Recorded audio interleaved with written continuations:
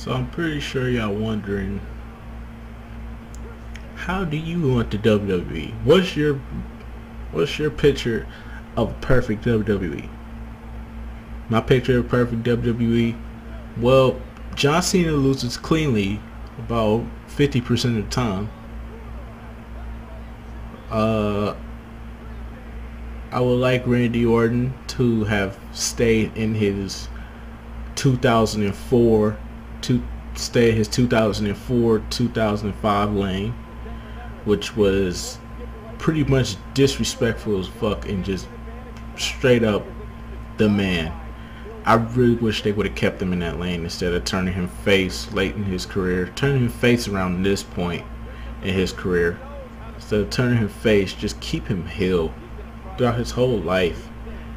Another thing too, if anyone was to end the Undertaker streak, Randy Orton or John Cena would have been probably two of the best ways to go about it.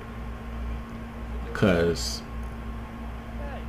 that way, well, I think Randy Orton would be the obvious choice to go with it, because he can just hold, because you can hold that with him and it wouldn't be as bad. It would be bad, but it wouldn't be as bad, because it's Randy Orton. Like I said, if you keep Randy Orton in that 2004-2005 lane,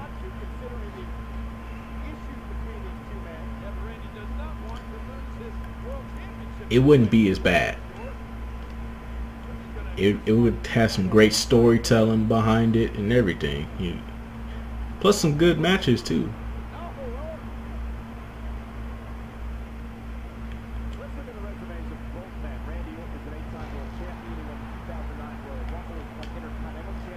So if I had to choose, but if I really had to choose between Cena and Randy Orton, I'll go Cena. Only because it's the perfect way to turn him heel. After all this time,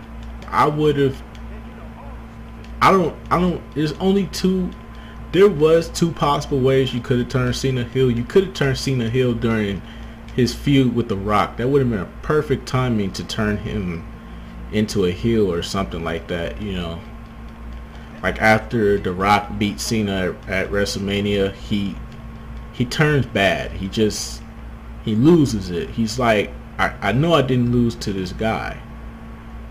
I just lost to this guy and I'm losing my freaking mind here. Because they told a good story with it in the beginning. Like, Cena couldn't win any big matches.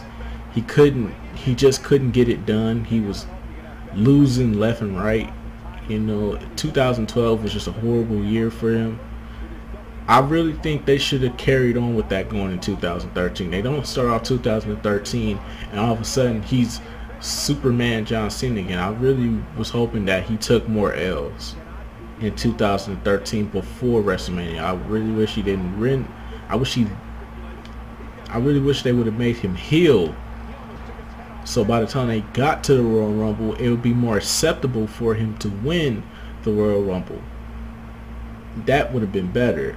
But also, you could also turn him heel by making him face Taker, because all you have to do is put him in a match with Taker. Taker is pretty, and at this time, Taker is pretty much unstoppable at WrestleMania. So the story that they could have told within the match is Taker's like, we all make jokes about Cena kicking out at 2, but Taker just kicking out left and right. Every attitude adjustment that Cena throws,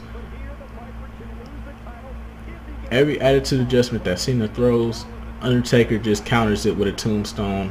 Cena's trying his damnedest to win this, but he's losing faith.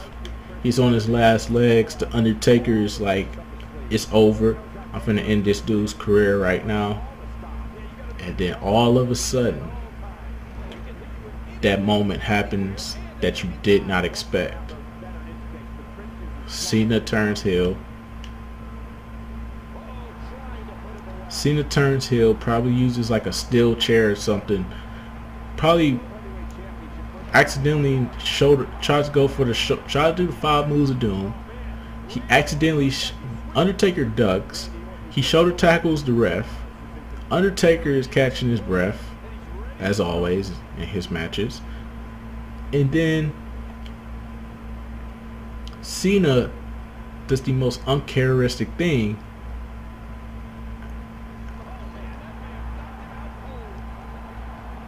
And beats the crap out of Undertaker with a steel chair. He beats him with a steel chair.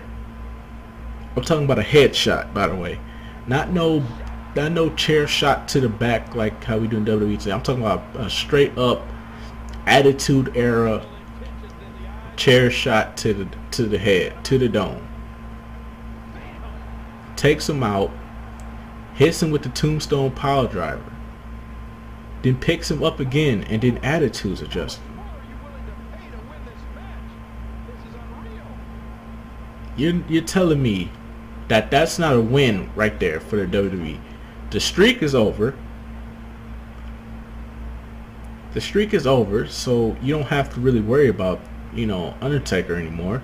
You don't have to worry about who's going to end it anymore. Then Cena turned heel. It's a win-win situation because Cena will be hated, but at the end of the day, you ended the streak off on good terms, because with ending the streak with sacrificing the streak, you sacrifice Cena's babyface. In order to sacrifice one thing, you have to sacrifice another. In order to sacrifice one thing, you have to sacrifice another. You know what I'm saying? Like it goes hand in hand. If you want to end if you want to end Taker's win streak, Undertaker's WrestleMania streak, you have to turn Cena heel. Plain and simple. It's the best way to go, in my personal opinion.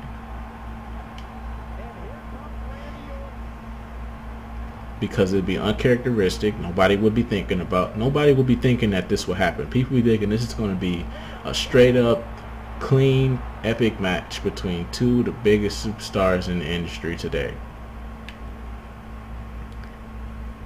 But it turned out to be one of the biggest and probably one of the best moments ever in WWE history, if you really think about it. It could have possibly been turning Cena heel and also letting him be the one to end the streak on a good note. But like I said, only him and Randy Orton were the only two available for that to end. I know Randy Orton tried before, but at that time Randy Orton wasn't the Randy Orton of today. So there you go. Another thing too, Brock Lesnar would not be part-time. I'm sorry, but Brock Lesnar would not be part-time. I mean, I can understand, like, in the beginning, he had the stomach issues.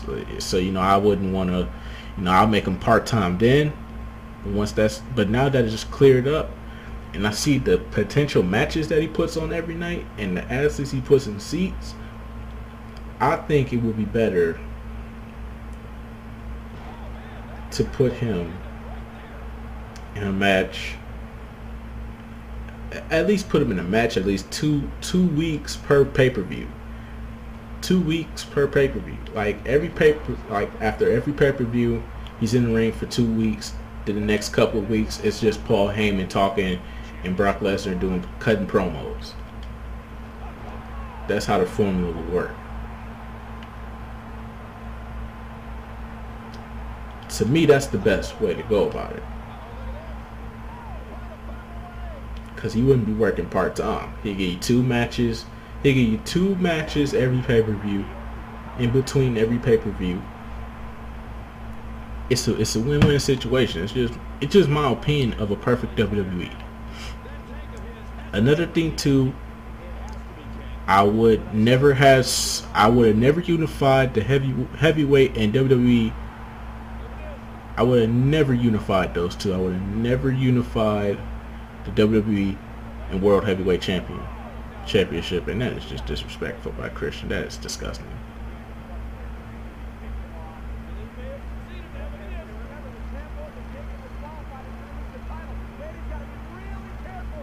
But that's just me though. I feel like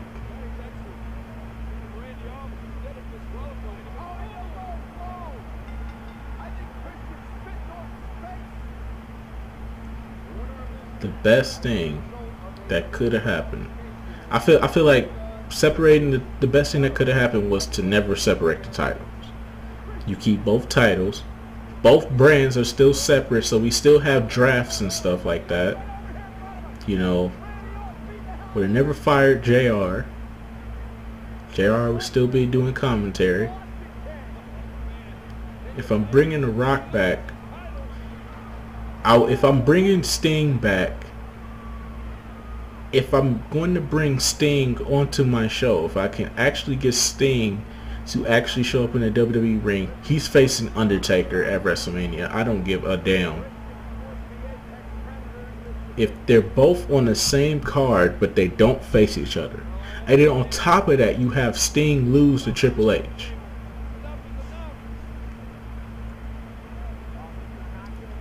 Triple H of all people.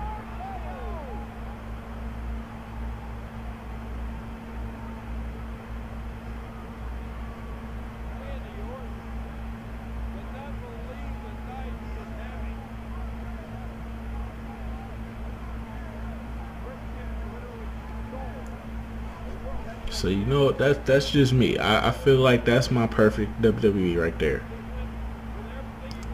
The younger talent, that way, because if we kept both titles, then nobody would be complaining about hashtag push Cesaro, hashtag push Damian Sandow, hashtag push Kevin Owens, hashtag push Daniel Bryan. It wouldn't be like that. The titles would still be separate. You could still have, we can make the lower tier, we can make the mid-card guys big-time superstars. The heavyweight championship was meant for mid-carders to be big-time superstars. That's what I felt like. I really do feel like the biggest